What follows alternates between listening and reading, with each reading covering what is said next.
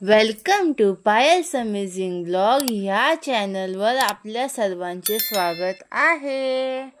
झणझणीत पारंपरिक असं वालाचं बिरडं, झटकेपट होणारं, फक्त 5 मिनिटात तयार होणारं वालाचं बिरडं तुम्हाला नक्की आवडेल। तर चला आपण आज आपल्या रेसिपीला सुरुवात करूया। वालाचं बिरडं, काही लोक ह्याला वालाचं कालवण सुद्धा म्हणतात, काही लोक ह्याला वालाचं बिरडं म्हणतात। आपण साध्या सोप्या ह्याच्यात बनवणार आहोत। मी 1 वाटी वाल रात्रभर पाण्यात भिजत घालून ठेवलेले। वाल भिजले की त्याला सोलायचं असतं। काही लोक याला बांधून ठेवतात आणि मग मोड आले की मग सोलतात, पण मला घाई होती म्हणून मी ह्याला बांधून नाही ठेवले। बांधून ठेवले 7-8 तास बांधून ठेवले की मोड चांगले येतात, तर मी ह्याला असेच सोलून घेत आहे। वाल आपण सोलून घेतलेले आहे आणि एक छोटासा बटाटा पण मी त्याच्यात कापून पाण्यात ठेवलेला आहे। हे बघा, मला ह्यांना मोड नव्हते काढायचे कारण मला लगेच ह्याची भाजी करायची होती, म्हणून मी लगेच ही घेतलेले आहेत। तुम्हाला जर मोड काढायचे असले तर ह्याला बांधून ठेवायचे रात्रभर, मग दुसऱ्या दिवशी सकाळी ह्याला खूप चांगले असे मोड येतात। तर आता आपण ह्याची भाजी करायला घेऊया। यासाठी लागणारी सामग्री दाखवते। अगदी मोजकी सामग्री आहे। एक मोठ्या आकाराचा कांदा कापून घेतलेला आहे। आलं, लसूण आणि मिरची ह्याची पेस्ट केलेली आहे, जाडी भरडीच केलेली आहे। थोडीशी कोथिंबीर आहे, ओलं खोबरं घेतलेले किसून, एक मोठ्या आकाराचा टमाटा घेतलेला आहे। हे एवढी सामग्री सुरुवातीला आपल्याला लागणार आहे। मी गॅसवर एक टोप ठेवलेला आहे, त्याच्यात 2-3 चमचे तेल टाकून घ्यायचं। तेल चांगलं गरम झालं की त्यात आपल्याला सगळ्यात अगोदर आपण जो कांदा कापून घेतलेला तो कांदा टाकून घ्यायचा। कांदा चांगला गुलाबी रंग येईपर्यंत परतायचा।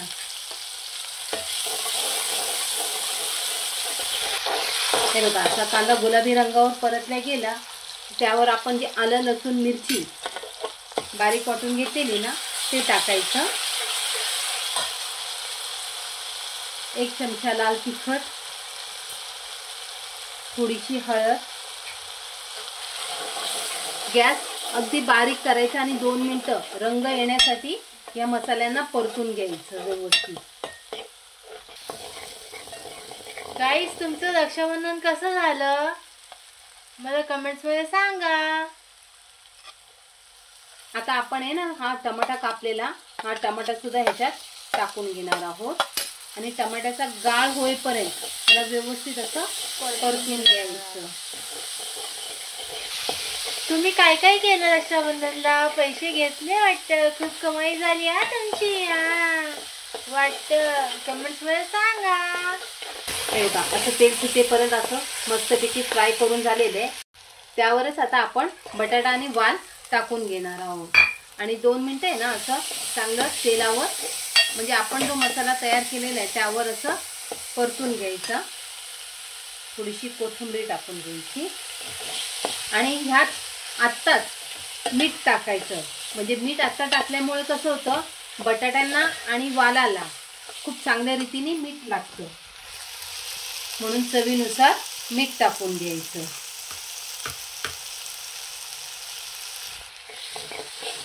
हे बघा, आता आहे ना आपल्याला हवं तेवढं आपण पाणी टाकून घ्यायचं। मला ही मध्यमच रस्सा हवी आहे, म्हणून मी याच्यात आता शिजतानाच मला जेवढं पाणी लागणार आहे तेवढं पाणी टाकून घेते आणि याला 10 मिनिटं बारीक गॅस करून मस्तपैकी शिजू द्यायचं। आता आपण झाकण उघडून बघूया, कसली वाफ आली बघितलं का? आता ना 2 कोकम आपण ह्याच्यात टाकायची, थोडासा ओला नारळ टाकून घ्यायचा, जो आपण खवून घेतलेला ना तो। हे बघा, आपले वाल पण मस्त असे झालेले आहेत, हे बघा कसे मस्त मऊ झालेले आहेत। बटाटा पण खूप छान असा शिजलेला आहे। आता आपण ह्याच्यात आहे ना अर्धा चमचा किचन किंग गरम मसाला टाकणार आहोत। जो की मम्मी सगळ्या रेसिपी मध्ये यांनी ना चवले भारी लागते म्हणून. हे बघा, हे असं पाणी पाणी वाटतं ना, त्यासाठी आहे ना 1 चमचा तांदळाचं पीठ घेतलेलं आहे. त्यात थोडंसं पाणी टाकून आहे ना अशी स्लरी करायची. हलवून आणि ती अशी हलवून घ्यायची आणि ती स्लरी आपल्याला या मिश्रणात टाकायची आहे. म्हणजे आपलं वालाचं बीड घट्ट घट्ट असं मस्त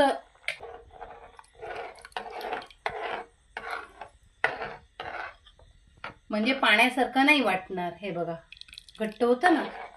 आता 2 मिनिटं ह्याला आहे ना असंच हे करायचं. वरून थोडीशी कोथिंबीर टाकून घ्यायची.